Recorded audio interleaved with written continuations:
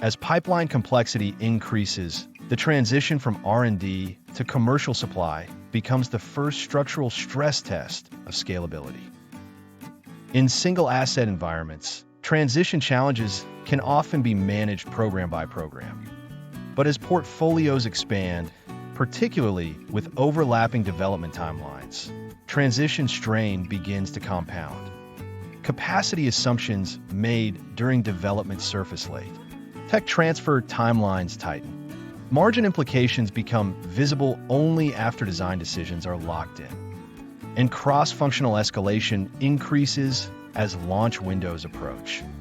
The question becomes, is R&D to supply transition a repeatable enterprise capability or a program-dependent effort? Operational advantage architecture provides a structured way to evaluate that. From a supply chain perspective, it looks at 5 dimensions. First, institutionalized launch architecture. Is transition governance consistent across programs, with readiness modeled at the portfolio level? Second, margin integrity under expansion. Are COGS implications visible early enough in development to prevent late-stage economic surprises? Third, supply and CMC scalability. Is capacity planning aligned to projected pipeline concurrency, not just current demand? Fourth, decision velocity.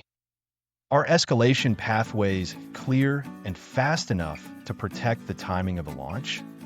And finally, competitive capture capability. If market conditions shift, can supply respond without structural disruption? Together, these dimensions determine whether supply chain is positioned to scale predictably as the pipeline grows, or whether transition strain will increase with each additional asset. How do we do it? Here's a brief overview of the phases of OAA. We start with a diagnostic assessment to evaluate the current state. Next, we identify structural gaps. Then, in collaboration with your team, we design an institutional roadmap. We provide guidance and support in execution of a roadmap, and then provide advisory services to sustain your competitive edge.